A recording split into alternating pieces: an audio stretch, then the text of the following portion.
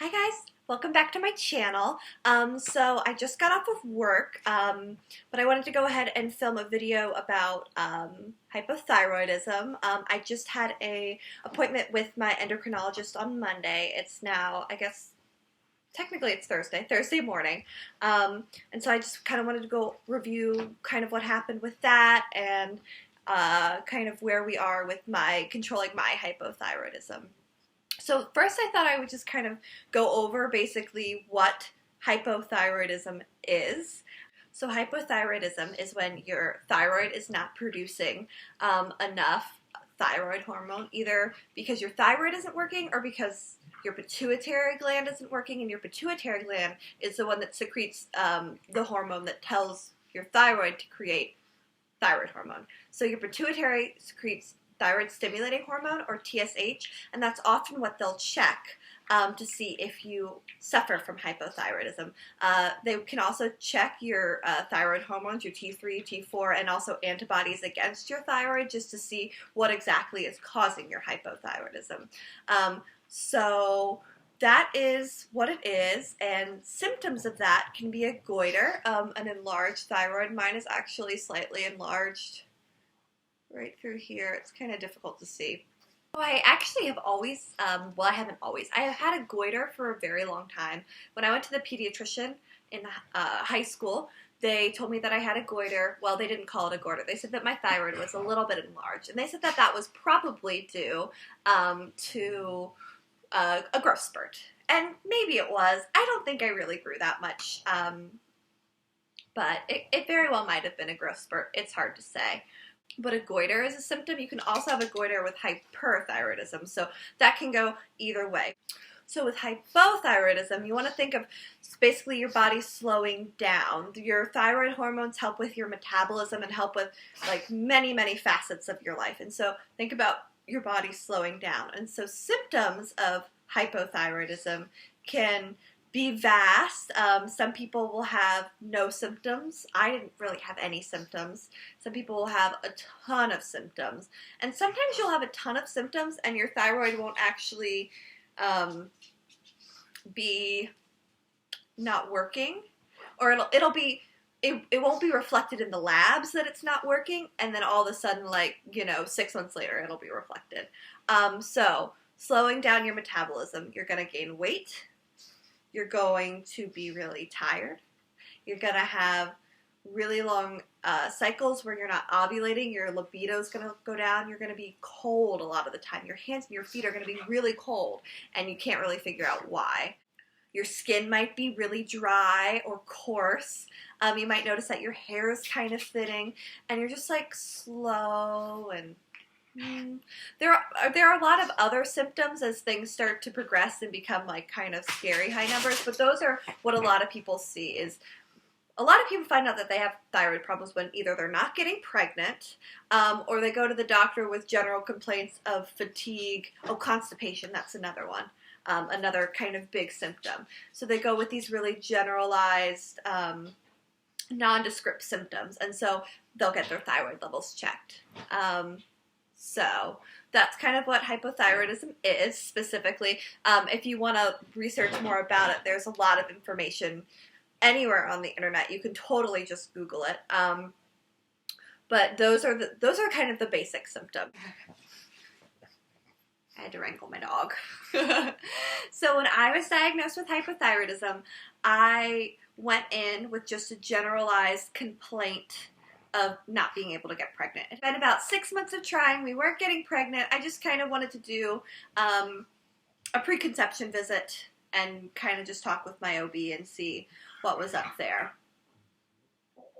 So I went in and she was like, oh, they checked your thyroid a while ago, I think back in 2013. Let's go ahead and just repeat those labs and see where they are. My thyroid was around 3.0 at that time, elevated as over 4.2. So they were like, let's just go ahead and retest it. So they did, and I got a call from my OB a day or two later telling me that my TSH, so my thyroid stimulating hormone, what my pituitary was producing to try and make my thyroid produce more hormones because I didn't have enough, was 20.12. which is really, really high.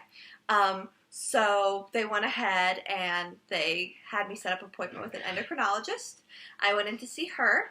I started on 75 mics of levothyroxine, which is also known as Synthroid, to treat my hypothyroidism.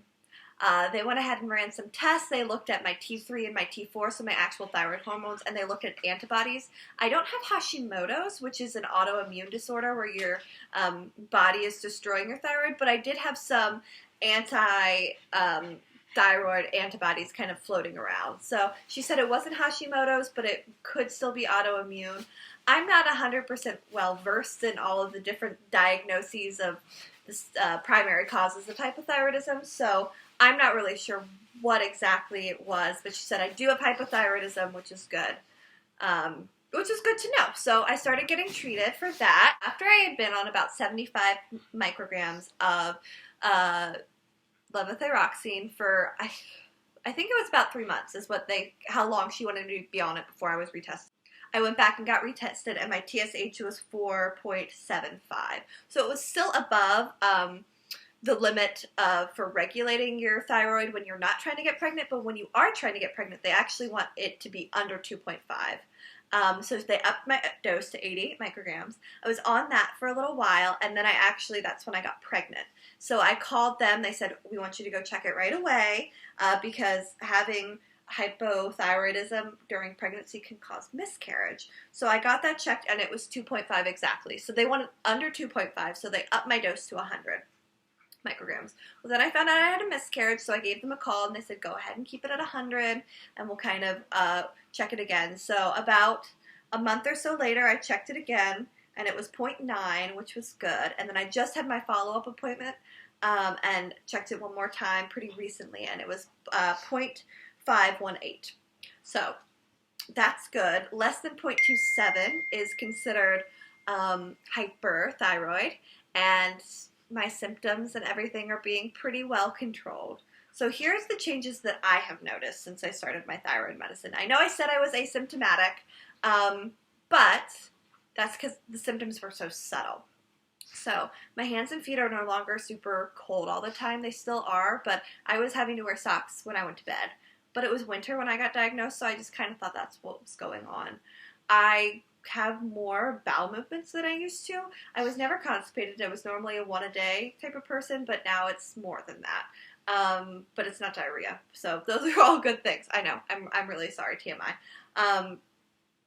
I don't sleep as much. So I work night shift. When I had untreated hypothyroidism, I could sleep all day after working a night shift and then wake up and be awake for a little bit and then sleep all night. I can no longer do that. That honestly is kind of a bummer because now I'm having a really hard time sleeping during the night like a normal person, and I'm just awake all night doing nothing and like watching Netflix Buffy the Vampire Slayer. That's like my new obsession right now. I'm like flashback to the 90s. I love it. But so that's one thing that's changed. My cycles haven't really gotten more regular. My last cycle was 41 days, but I'm also kind of still recovering from miscarriage, and so that can take a little while. I'm going to see how this one looks and kind of go from there. So right now, my hypothyroidism is very well controlled, which is great. That means one kind of checkbox. We can say, check, we've got that under control. That's good for getting pregnant.